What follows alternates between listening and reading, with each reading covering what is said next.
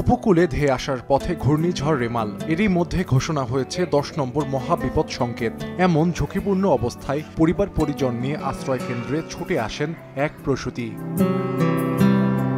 রোববার দুপুরে বাগেরহাটের শরণখোলার চালরাইন্দা প্রাথমিক বিদ্যালয় আশ্রয় কেন্দ্রে যাওয়ার পর বিকেলের দিকে প্রসব বেদনা শুরু হয় শেফালী বেগমের। বিষয়টি নজরে আসে দুর্যোগকালীন কর্তব্যরত স্বাস্থ্য সেবা প্রদানকারীদের। আশ্রয় কেন্দ্রে প্রসূতির খোঁজ পেয়ে তারা শুরু করেন নজরদারি। এক পর্যায়ে রাত 12টার দিকে প্রসব বেদনা বাড়ে শেফালীর। আশ্রয় কেন্দ্রে সন্তান জন্মদানের ব্যবস্থা না থাকায় প্রয়োজন হয় প্রসূতিকে উপজেলা স্বাস্থ্য কমপ্লেক্সে নেয়ার। উপজেলা স্বাস্থ্য কমপ্লেক্সে খবর দেয়া হলে সেখান থেকে আশ্রয় কেন্দ্রে ছুটে আসে একটি অ্যাম্বুলেন্স। শেফালী বেগমকে নেওয়া হয় উপজেলা স্বাস্থ্য কেন্দ্রে।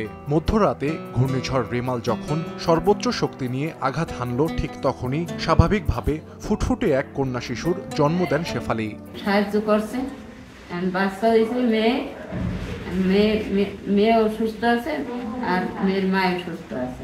তাদেরকে আমি অনেক দোয়া করি, তারা আমাকে অনেক সাহায্য করছে।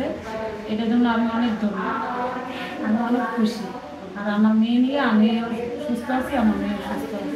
10:30টার দিকে আমার এসএসএন প্লাস হচ্ছে আমার মিডওয়াইফ প্লাস আমাদের হোল টিম আমরা সাকসেসফুল হই। আমরা মহিলার কাছ থেকে একটা সুস্থ একটা শিশু জন্ম দিতে পারি।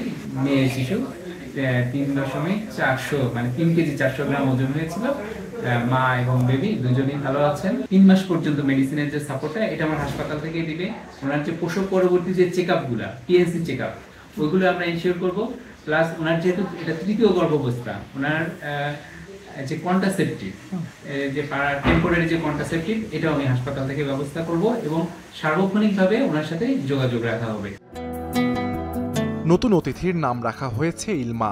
উপজেলা স্বাস্থ্য কেন্দ্র কর্তৃপক্ষের প্রতি কৃতজ্ঞতা জানিয়েছে শেফালী বেগম ও তার পরিবার। সময় সংবাদ, বাগেরহাট।